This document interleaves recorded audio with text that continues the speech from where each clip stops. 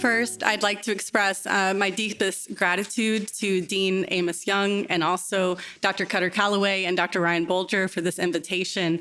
I posted on Facebook on Tuesday that I was over the moon to be coming to my alma mater to give a lecture this week, and that still stands. It's still true on Thursday afternoon.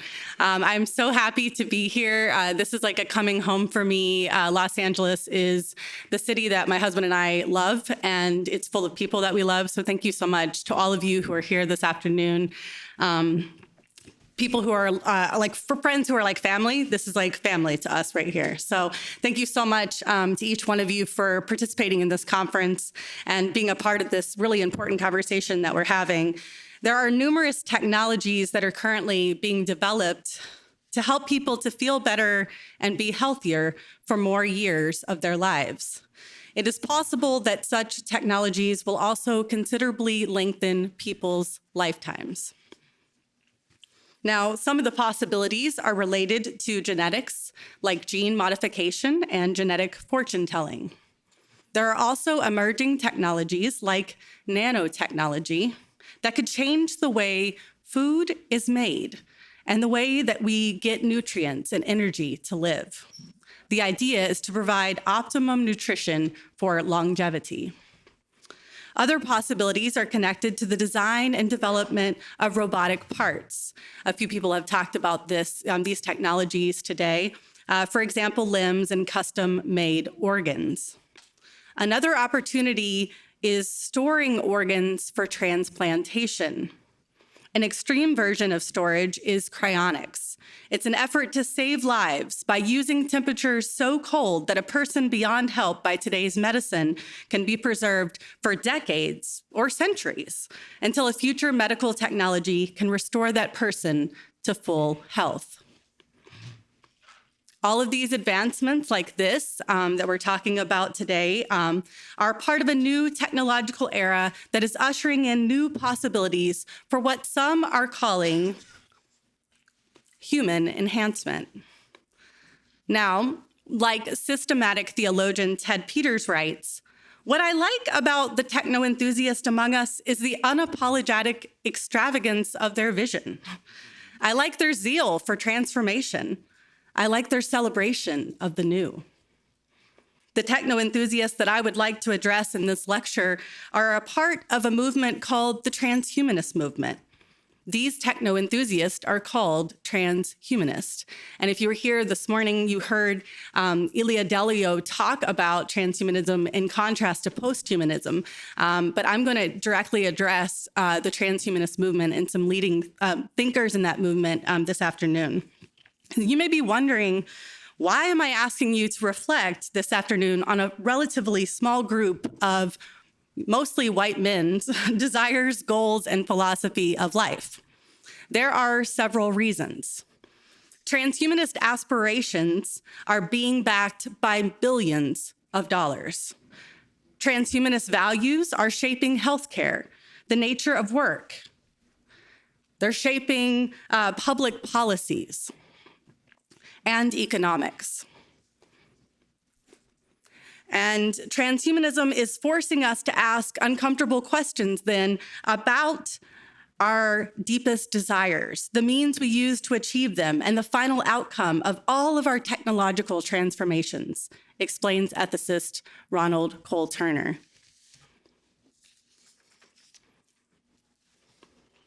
Similar to people from other philosophical and religious traditions, and I am calling the transhumanist movement a tradition today, Christians and otherwise, transhumanists have convictions about human beings and the world, as well as hopes regarding what humans ought to be seeking, valuing, and doing in order to have a good life. Ultimately, transhumanists are offering visions of a good life that are having a big impact on what technologies are being created and for what purposes. Technologies that will likely impact your life and my life and the lives of generations after us. I will use the phrases the good life, life worth living, and human flourishing synonymously in this lecture, as each phrase I think is helpful in its own way for describing conceptions of how life should be. a footnote for this lecture because all academics are unbearably obsessed with footnotes. Yes, you can, right? Yes, we love them. Woohoo, footnotes. Okay. It is important to say that my own passionate investment in and concern for visions of the good life was nurtured by working with Professor Miroslav Volf, his mentor was Jürgen Moltmann, who we've heard his name several times today. But so my own investment in this conversation was really nurtured by working with Professor Miroslav Volf and the incredible team at the Yale Center for Faith and Culture as an associate research scholar on the Theology of Joy and the Good Life Project from early 2016 until this past summer, 2019. This project was funded by the John Templeton Foundation, and I'm indebted to my brilliant colleagues. Much of this lecture is inspired by our work together over the past 3.5 years and numerous conversations that we've had in tons of different settings, in the courses that we taught there, and in our writing together. Hopefully during this lecture, you will feel encouraged to imagine common goals that Christians and transhumanists could work on together, such as responding meaningfully to suffering or eliminating nuclear war. At the same time, a close examination of transhumanist statements elucidates important distinctions between truth claims of the transhumanist movement and the truth claims within the historic Christian tradition. Transhumanist visions of a life worth living are different than Christian visions of a life worth living. In our current new media landscape and forthcoming technological landscape, as in all landscapes, visions of the life worth living are converging. Reflecting on aims and desires of the transhumanist movement this afternoon allows me to explore possible characteristics of Christian witness that will be especially important in the coming years.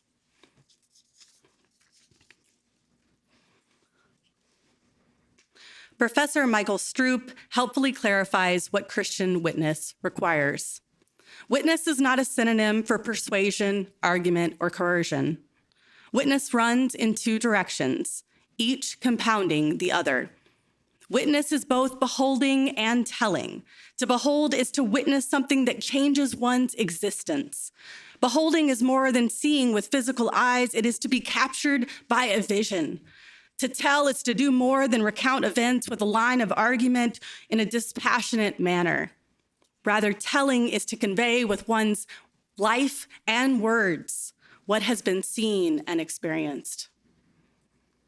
I hope to inspire you to consider the significance of Christian witness in the development and use of new technologies, and particularly to think about what your own witness and that of your community might look like.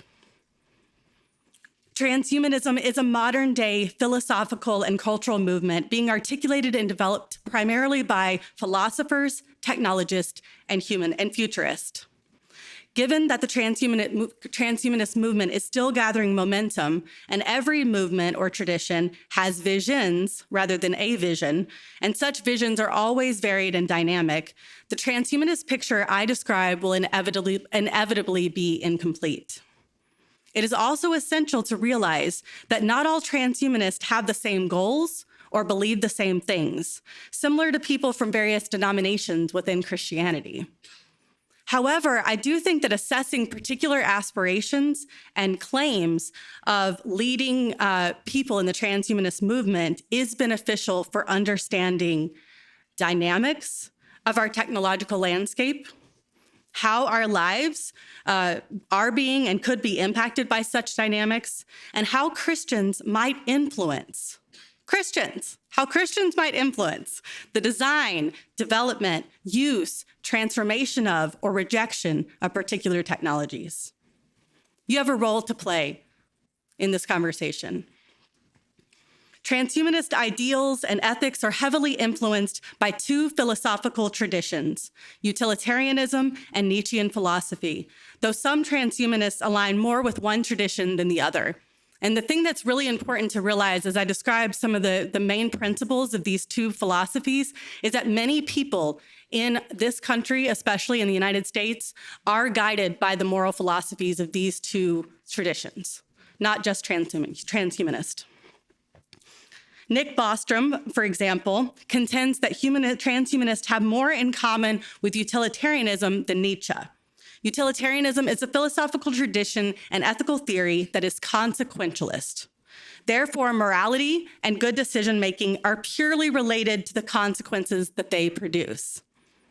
In his seminal work, Utilitarianism, John Stuart Mill, drawing on the scholarship of Jeremy Bentham, proposes that the right action is an action that provides maximum happiness for the greatest number of people and simultaneously limits the most suffering.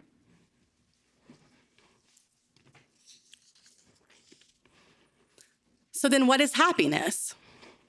Classical utilitarianism, otherwise known as hedonistic utilitarianism, defines happiness as the presence of pleasure and the absence of pain.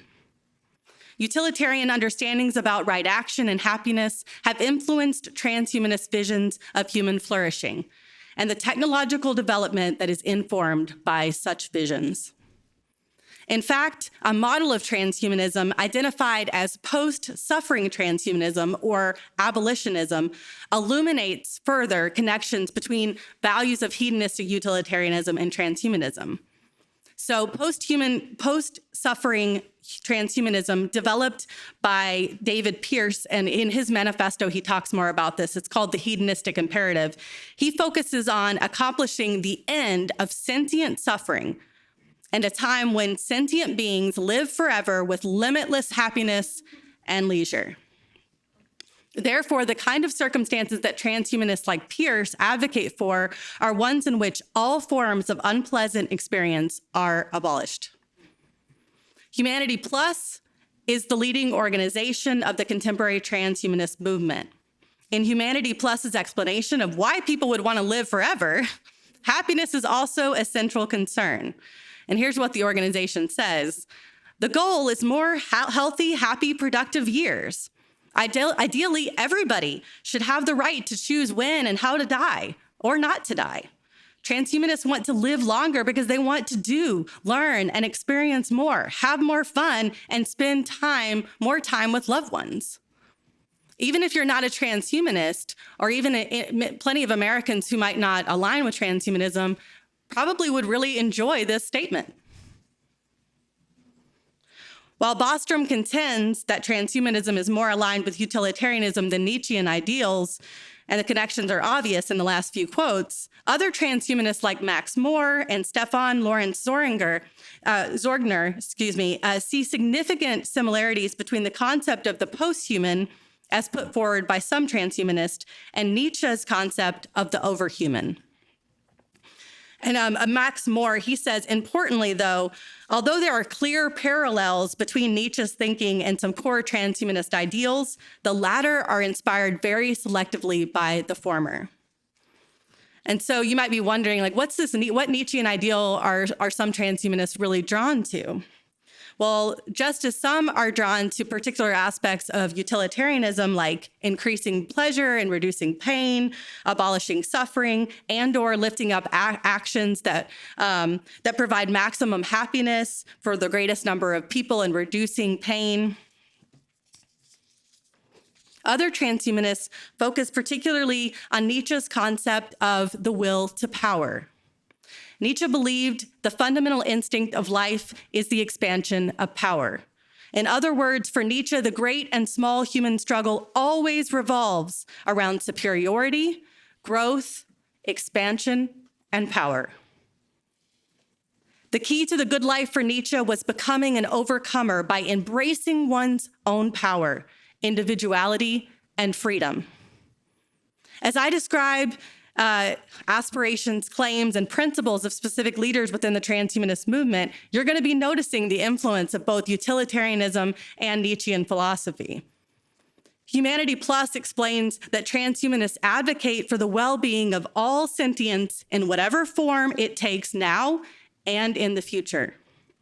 Transhumanists define well-being in particular ways, specifically promoting projects and technologies that expand human intellectual and physiological capacities, and that they're hoping will eventually end all involuntary suffering and aging.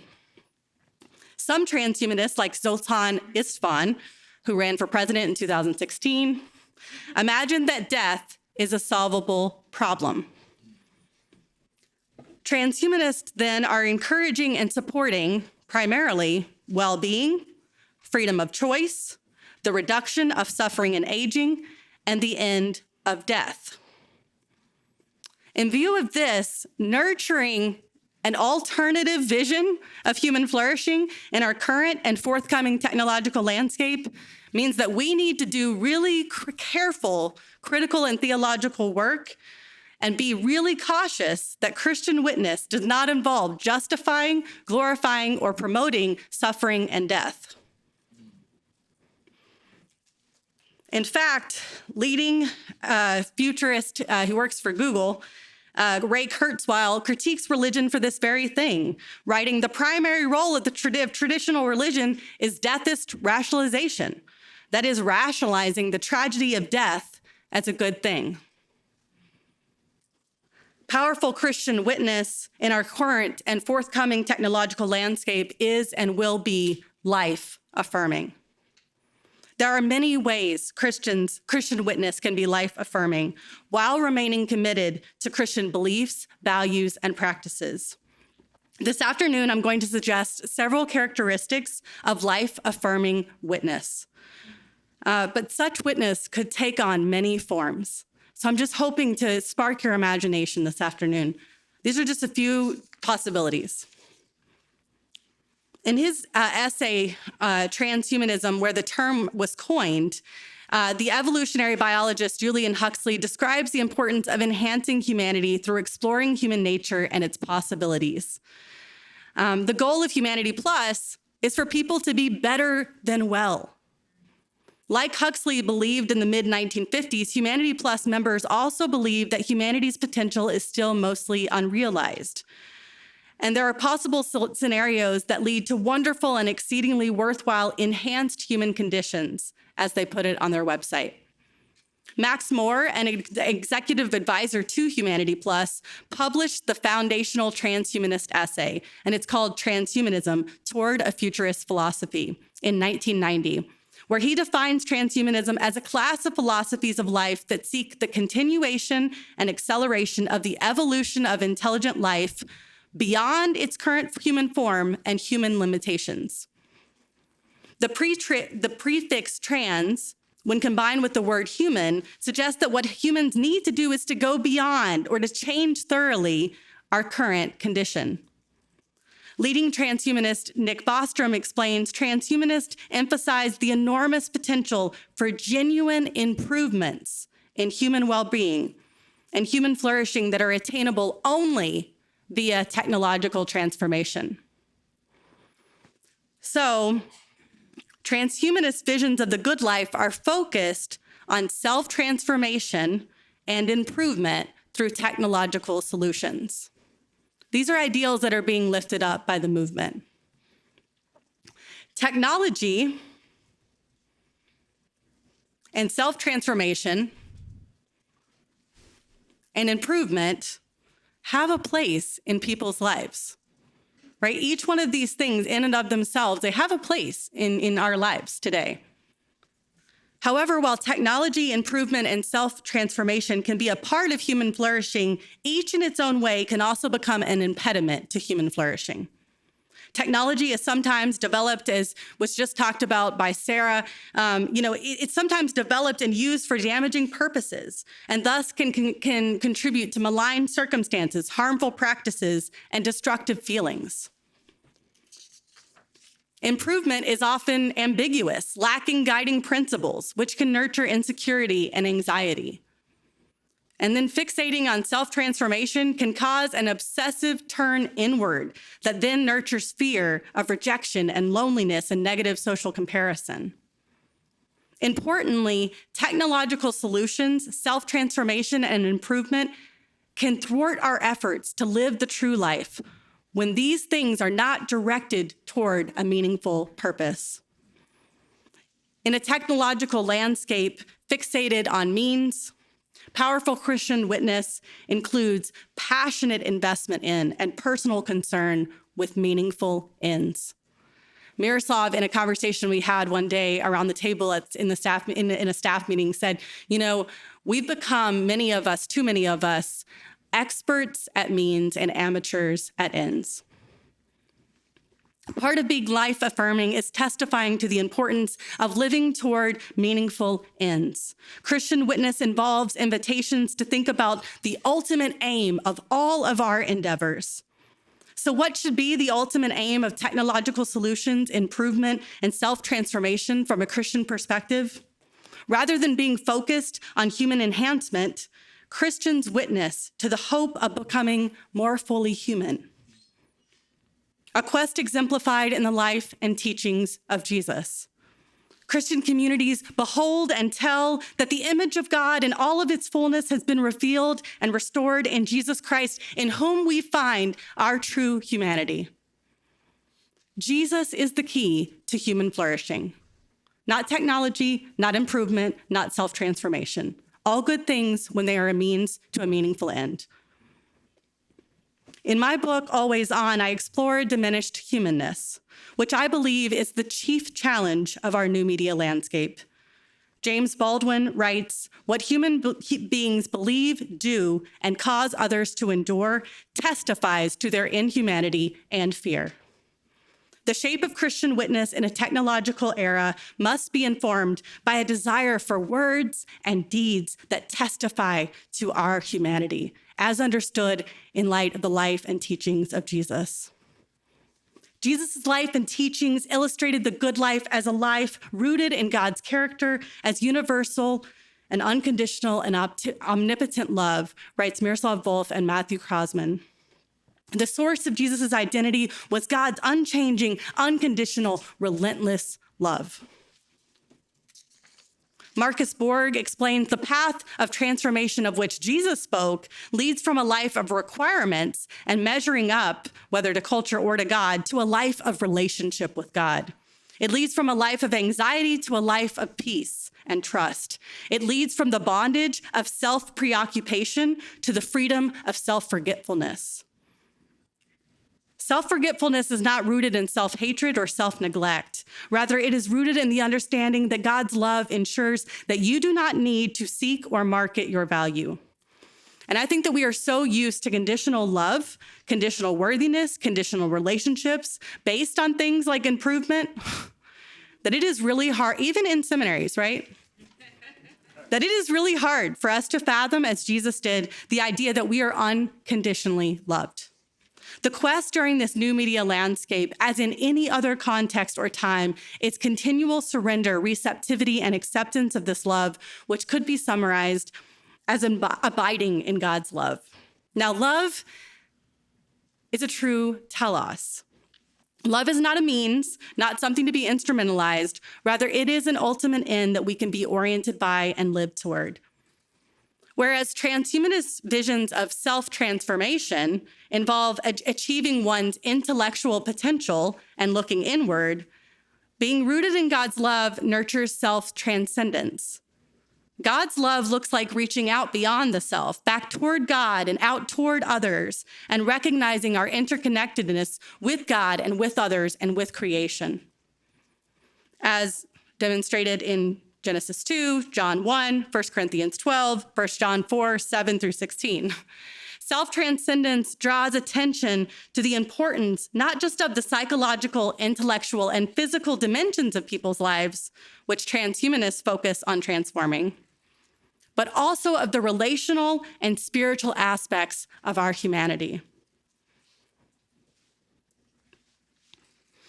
Now, means like technological solutions and improvement and self-transformation, if utilized or pursued, need to be directed toward our ultimate aim of becoming fully human like Jesus, which looks like living toward and embodying God's love, and thus nurturing self-transcendence.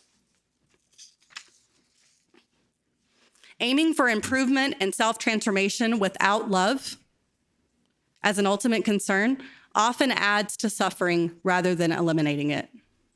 I think that's something that Christians can contribute to this conversation.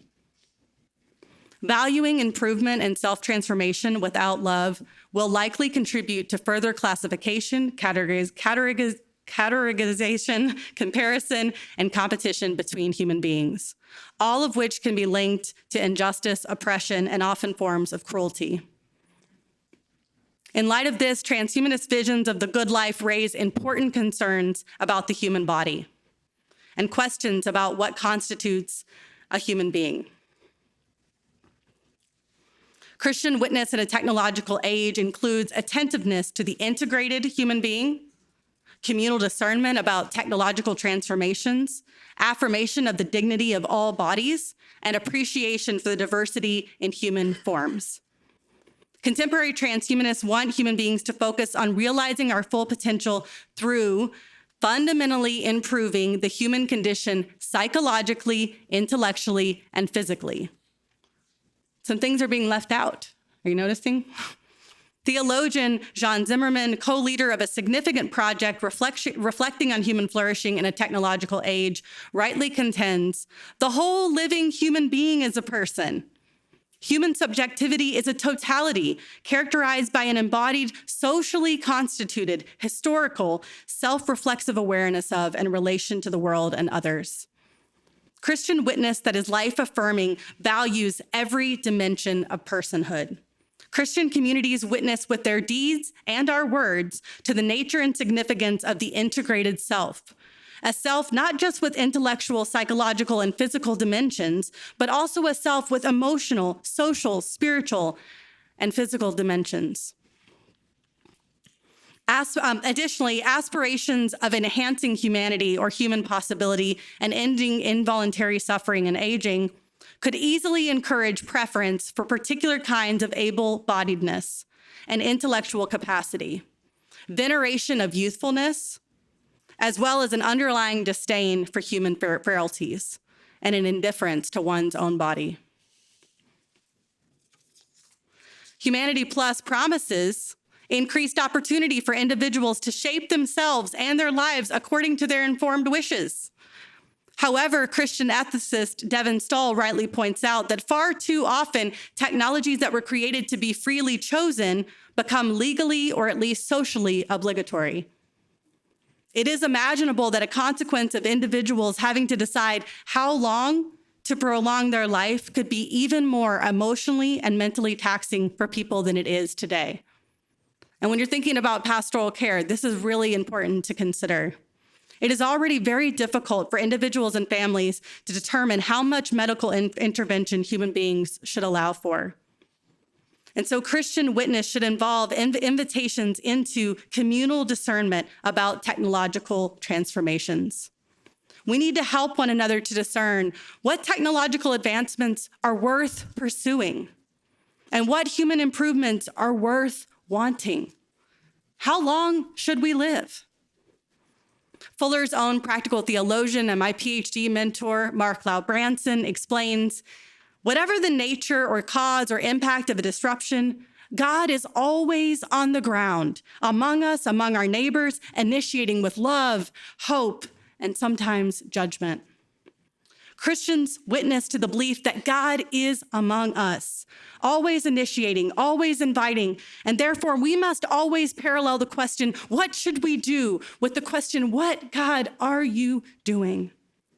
Christian witness is shaped by a reliance on the Spirit of God to help communities, to help us to make sense of our experiences, and to critically and theologically reflect on tradition and scripture, especially Jesus' life and teachings, in order to discern what we should do. In order to listen to God's voice, Christian communities, we have incredible, powerful practices that we want to keep drawing on to hear God's voice in this landscape, like study and prayer and silence and fasting and storytelling and testimony. No one is alone on this quest of discerning God's leading, and every person in our communities matters. These are elements, I think, of life-affirming Christian witness in a technological age. With improvement and self-transformation as primary, human beings can easily be viewed as projects rather than sources for an encounter with meaning, beauty, truth, goodness, sites of the living God. Practical theologian John Swinton encourages us as we gaze upon our different bodies, rather than assuming that there is a need for healing and change, either now or in the future, we can recognize each one is a site of holiness and a place of meeting. It is far too easy for many of us in this room, even in our Christianity, to get caught up in imagining that people are projects. And yet, multiple places in the Bible invite us to say, no, we're not projects, we're sites of the living God. In view of Swinton's convictions, another feature of being life-affirming in our current and forthcoming landscape is recognizing that the uniqueness of each person is a gift from God. And we can affirm the dignity of and the light within all people, without favoritism for particular abilities, mental or emotional health statuses, or intellectual capacities. Appreciation for differently abled bodies is crucial for recognizing that human bodies and human disabilities have meanings that stretch beyond our simplistic biomedical assumptions, that we need to fix what is broken and normalize what we consider to be abnormal. Such appreciation requires reflection on the deeper meaning behind human diversity, as well as what society views as normal, intellectually, physically, and psychologically. Therefore, another characteristic of Christian witness in relationship to the human body is appreciation for the diversity of human beings, diversity that occurs in a multiplicity of ways through social practices like truth-telling, the affirmation of what is good and true, celebration, gratitude, and friendship. Importantly, appreciating differences in humans does not preclude us, though, from meaningfully responding to suffering. It is a false choice to imagine that Christians cannot both witness to the importance of affirming and appreciating the diversity in human forms while also participating in reducing suffering, a main aim of the transhumanist movement. I really think that we can do both of these things. It is important for Christian witness to show that technological solutions, though, are not the only way to meaningfully respond to suffering. Another facet of being life-affirming in our current and forthcoming landscape is for Christian witness to testify to the importance of holistic healing. Throughout his ministry, Jesus heals not just people's bodies, but how people are seen by their communities and themselves, as well as the broken relationships and circumstances in which people are entangled. Christian witness demonstrates attending to suffering by being present to and even sometimes sharing in other people's suffering. Throughout Jesus' ministry, he constantly recognized, embraced, listened to, and got close to people who are suffering. To behold and share space with and share in another's suffering is to embody genuine compassion. Witnessing to someone else's suffering and attending to it with deep listening and mercy is also part of the practice of holistic healing. Healing that lessens the burden of suffering and its capacity for isolating the sufferer by empathizing with it. These are other ways beyond technological solutions for meaningfully responding to suffering: deep listening, mercy, compassion. If human beings begin to significantly modify their minds and bodies in order to enhance their intellectual capacities or not age or become differently abled or to live longer lives, even worse, inequality is another major concern. Transhumanists who are affiliated with Humanity Plus recognize, this is a quote from them, inequity, discrimination, and stigmatization against or on behalf of modified people could become serious issues. They recognize this could happen. Their solutions are things like fostering a climate of tolerance and acceptance towards those who are different from ourselves, and strengthening institutions that prevent violence and protect human rights. Really, those are great sort of solutions, right? These are good things to be thinking about. And yet these proposals neglect sin, as well as tensions between utilitarian and Nietzschean morality. Regarding the former, Christian communities recognize human beings' propensity to sin, to be guided by destructive ideologies and human activities that stem from ignorance, immaturity, and indecency. I mean, history tells us that even with our greatest intentions, that we fail one another. And so simply wanting to foster the right kind of climate or strengthening institutions, as history demonstrates, is simply not enough. Christian witness highlights the need for the Spirit of God, for the very being of God, to heal human beings and to help us to be people of love rather than be people who minimize our humanity and that of other people around us. Regarding this latter point, Ted Peters also illuminates a significant tension in the transhumanist movement between utilitarian and Nietzschean principles. So he says transhumanist ethics is torn by a tension between the capitalist values adhering to the survival of the fittest principle, read Nietzschean philosophy, and the altruistic values of a benevolent community, read utilitarianism. There are transhumanists like Bostrom who outright admit, though, that inequality is and will continue to be a given. In fact, this is what he says.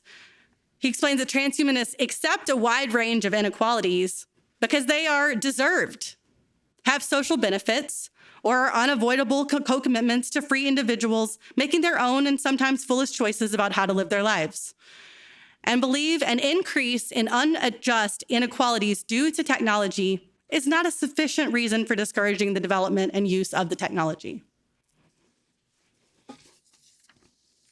In light of this, another facet of being life-affirming is for Christian witness to address technological conditions that keep people poor and oppressed, recognizing the ways access to new technology that includes social media platforms and smartphones and characteristics of the digital domain contribute to new forms of poverty and oppression. Jesus' good news did not merely speak to people's spiritual condition, but very much concerned the outer person, the circumstances of their life. And so in contrast to Bostrom's statement, Christian witness testifies that inequalities should not be justified, accepted, or ignored. Rather, they must be confessed and repented, and steps need to be taken to change unjust circumstances. Christian witness in a technological age includes social practices that testify to God's preference for the poor and the marginalized, the people most deeply impacted by inequalities, and the injustice, oppression, and cruelty that parallels such inequalities. Preferential treatment of the poor, in other words, people who lack money, work, a home, relationships, a status, is demonstrated in practices like generosity and mercy and sharing of power, and rejecting or transforming systems that privilege certain groups or that nurture domination and persecution of other people.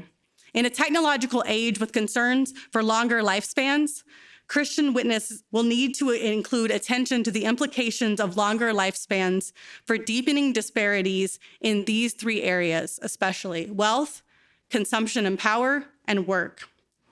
And so I'm just going to briefly mention what that looks like, but Ted Peters explains money talks. What money says goes. No escape exists to liberate technological progress from the vested interest of the economic and political powers that make such progress possible. Despite their feeble whisperings of liberal values such as altruism, cooperation, and ecology, the progress transhumanists anticipate will be unavoidably diverted into the service of consolidating and expanding the wealth of its investors. Concerns need to be raised by people like you and I in this room related to who will administer, regulate, and make money off of human enhancement, and how each of these categories of concern might relate to power inequities, economic disparity, and injustice. If you care about justice, you care about technology in the landscape that we live in. Christians will need to testify to God's passion for justice for the least of these by preaching for, prophesying about, and embodying equity and distributive and restorative justice. It is conceivable, too, that having more and more people live forever could also contribute to more profound consumption issues than we already have. Consumption issues are related to other problems like climate change. It is possible that inhabited parts of the earth will become unlivable due to things like famine and natural disasters like hurricanes, consequences of overconsumption. If this happens, people will continue to be forced off their land, and it is also plausible that there will be some parts of the earth that are more conducive to human longevity, and some people will be able to afford them, and other people will not. In view of these possibilities, it is crucial that Christian witness include attention to negative outcomes of prolonged life that could contribute to more refugees and worse economic disparities. And finally, Christian witness in a technological age should also be concerned with the nature of work and vocation in an age of enhanced humanity. Yuval Noah Harari has written about the possibility of a useless class of people due to having no work.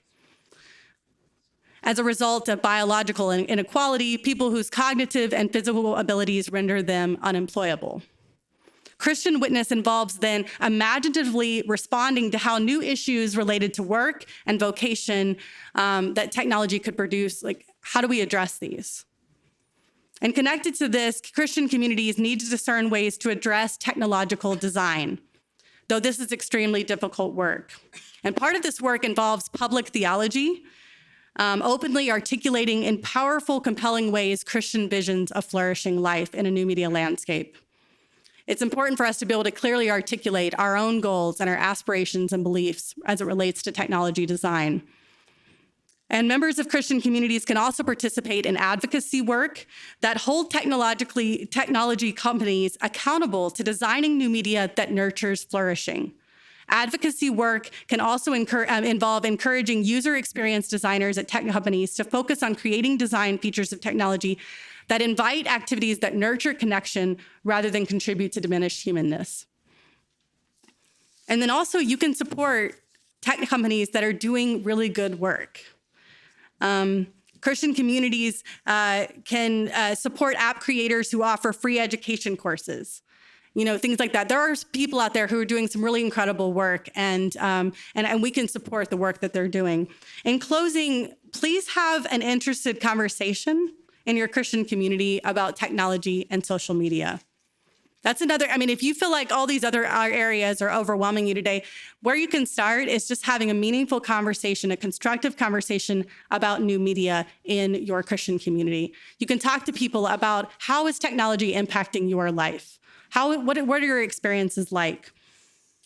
So interested conversation signals just that, interest in the Spirit's leading in this media landscape, not negativity, not unreflective enthusiasm, not assumptions. It's a conversation that's genuinely interested in what God is doing in this new media landscape and how new media is impacting people's lives in your community. And it's a conversation that's invested in discerning and articulating answers to the most important questions of people's lives. The kinds of questions that I hope will guide the conversation that you have in your Christian communities about media are, what is a life worth living? What is worth seeking? What does it take to live a meaningful life? These are the questions that are, in Professor Scott Cormode's words, keeping people awake at night. If people are sleeping in on Sunday morning or sleeping in your pews, it may be because we're not asking the questions that keep them awake at night. This is the significant work of Christian theology that undergirds life-affirming Christian witness. In my book, Always On, which is available at the Baker table, I talk about how to have an interested conversation about media in your church. The current and forthcoming technological landscape is daunting for many of us. However, Christian leaders, missiologists, pastors, professors, theologians, ethicists in this room, all of you, psychologists, you have a significant role in this landscape. And this afternoon, I've discussed several major categories for Christian witness: meaningful ends, the body, suffering, inequality, technology design, and interested conversation. Now, many of us, we cannot do everything, but all of us can do something. We all have a place in this landscape. It is my hope that this conference has inspired you to consider the meaning of Christian witness in the development and use of new technologies, and particularly what your own witness and that of your Christian community could look like. It is essential in the coming years that Christian witness remains focused on telling and beholding about Jesus' invitation to life, the abundant life, the life worth living, the life that truly is life, which is worthy of everything we are and all that we have. Thank you.